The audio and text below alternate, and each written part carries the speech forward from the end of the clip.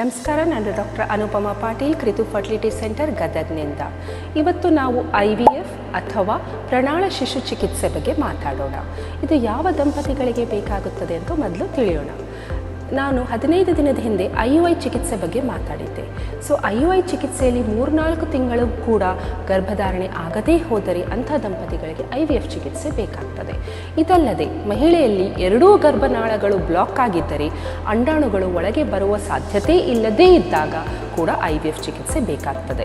ಇದಲ್ಲದೆ ಯಜಮಾನರಲ್ಲಿ ತೀವ್ರ ಸ್ವರೂಪದ ತೊಂದರೆ ಇದ್ದಾಗ ಅಥವಾ ಎಂಡೋಮೆಟ್ರಿಯೋಸಿಸ್ ಅನ್ನೋ ಕಾಯಿಲೆ ತೀವ್ರ ಸ್ವರೂಪದಲ್ಲಿ ಇದ್ದಾಗ ಅಂಥ ದಂಪತಿಗಳಿಗೆ IVF ಚಿಕಿತ್ಸೆಯನ್ನು ವೈದ್ಯರು ಹೇಳುತ್ತಾರೆ.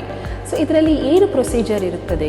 ಇದರಲ್ಲಿ ನಾವು 10ರಿಂದ 12 ದಿನ ಮಹಿಳೆಗೆ ಇಂಜೆಕ್ಷನ್ ಕೊಡುತ್ತೇವೆ. ಇದರಿಂದ ಅಂಡಾಣು ಉತ್ಪತ್ತಿಯಾಗುತ್ತದೆ.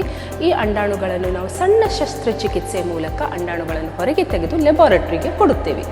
ಈ ಅಂಡಾಣುಗಳಿಗೆ ಯಜಮಾನರ ವೀರಾಣುಗಳನ್ನು ಕೂಡಿಸಿ ಮಗು ಮಾಡುತ್ತಾರೆ. ಈ ಮಗುವನ್ನು ಇನ್ಕ್ಯುಬೇಟರ್ನಲ್ಲಿ 3ರಿಂದ 5 ದಿನ ಬೆಳೆಸುತ್ತೇವೆ. ಅದಕ್ಕೆ ಸರಿಯಾದ ಪ್ರಮಾಣದಲ್ಲಿ ಆಕ್ಸಿಜನ್, ಗ್ಲೂಕೋಸ್ ಇತ್ಯಾದಿ ವಸ್ತುಗಳನ್ನು ಕೊಟ್ಟು ಅದನ್ನು ಸರಿಯಾಗಿ ಬೆಳೆಸುತ್ತೇವೆ.